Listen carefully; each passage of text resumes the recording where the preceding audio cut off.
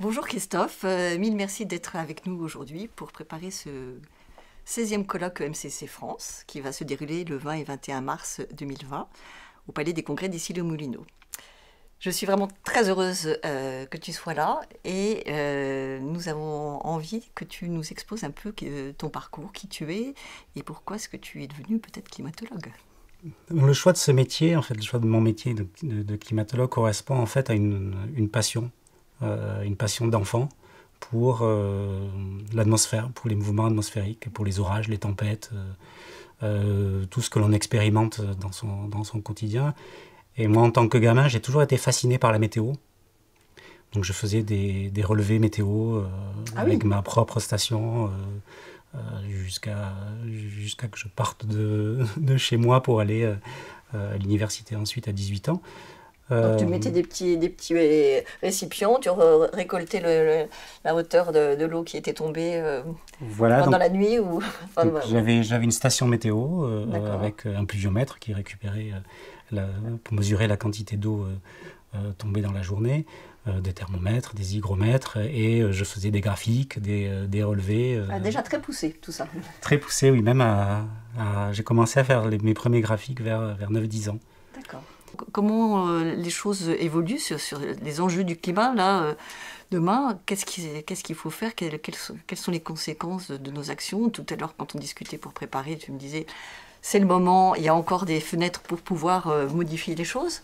Donc voilà, qu'est-ce que tu as envie de nous livrer par rapport à cette urgence que l'on voit partout? Alors comme tu disais, hein, on est vraiment rentré dans une période d'urgence climatique.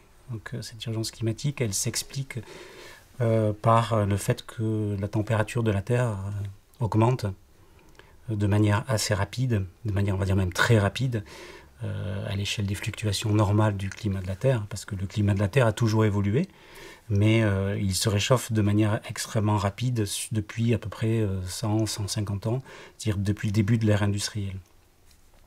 Il s'est réchauffé de 1 degré sur l'ensemble de la planète. Alors on peut dire qu'1 degré, c'est pas grand-chose, hein. La météo d'un jour peut fluctuer de plus de 10 degrés. Donc à l'échelle de la planète, 1 degré est quelque chose de considérable. Il faut le remettre en perspective. On a tous entendu parler des périodes glaciaires et des périodes interglaciaires qui sont chaudes, dans lesquelles on est. Oui, donc là, il y a beaucoup d'écart à ce moment-là. Alors il n'y a pas beaucoup d'écart en fait, entre une période glaciaire et une période interglaciaire.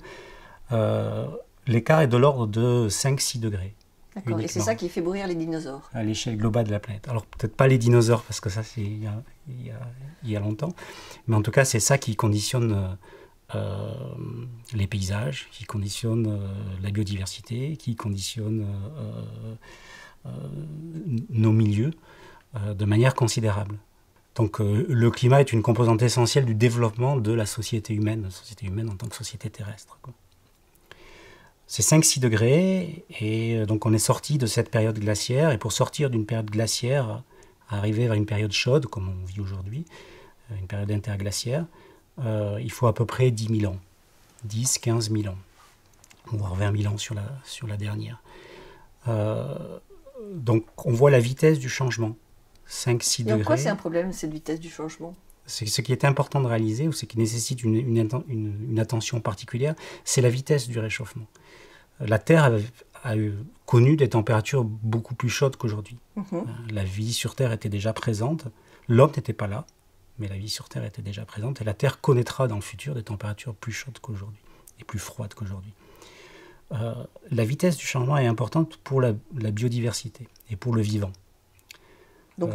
Donc nous, par exemple, mais surtout pour des espèces qui ne peuvent pas trop se déplacer, en particulier les végétaux. Par exemple, on prend un chêne. Un chêne aujourd'hui, il est adapté au climat d'aujourd'hui. Si le climat évolue de manière très lente, ce chêne, ou les descendants de ce chêne, vont migrer progressivement vers les zones qui sont favorables à son développement.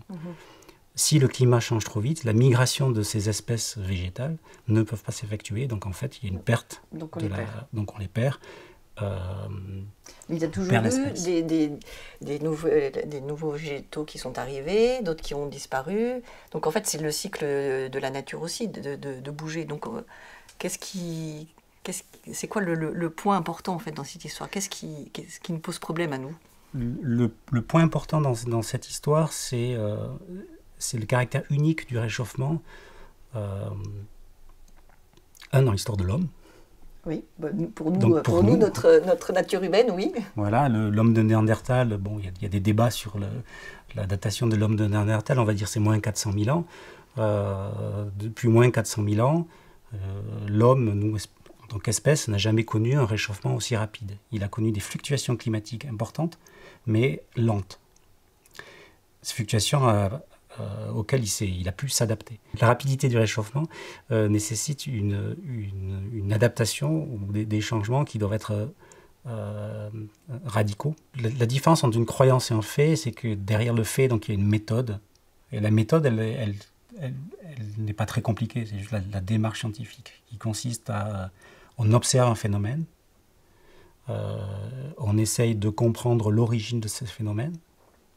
Donc là, il y a de la science fondamentale qui se met en place. Une fois qu'on a compris l'origine de ce phénomène, on en tire des conclusions et on essaye d'anticiper le futur, connaissant l'origine de ce qu'on vient de vivre ou ce qu'on vient d'observer. Donc l'observation, la compréhension, l'anticipation ou la prévision, et ensuite l'action. Il y a vraiment ces 4 étapes. Et ça n'a rien à voir avec la croyance. Ça n'a rien à voir avec la croyance parce qu'en fait, chaque étape peut être attaquée sous l'angle de la croyance. Alors le déni s'exprime à toutes les étapes en fait. Alors il évolue en fonction du temps. Alors au tout début, il y avait le déni des observations, c'est-à-dire le déni de l'augmentation de la température observée, où même certains scientifiques critiquaient la manière de calculer la température globale de la planète ou d'utiliser quelques stations pour en déduire une température planétaire. Donc ça, c'est plus trop le cas maintenant.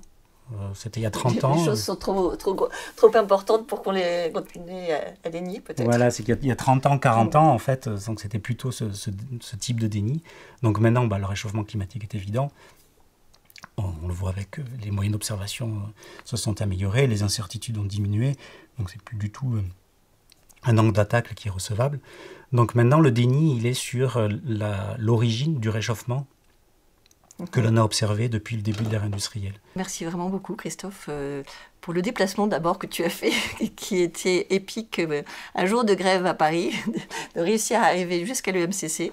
Mais en tout cas, nous sommes vraiment très très heureux de t'accueillir au prochain colloque et de pouvoir faire partager le public et qui, j'espère, va avoir plein de questions à te poser. Merci mille fois. Merci beaucoup de cette invitation et il me tarde d'être autour de cette table ronde pour échanger avec le public et les autres intervenants. Super. Merci.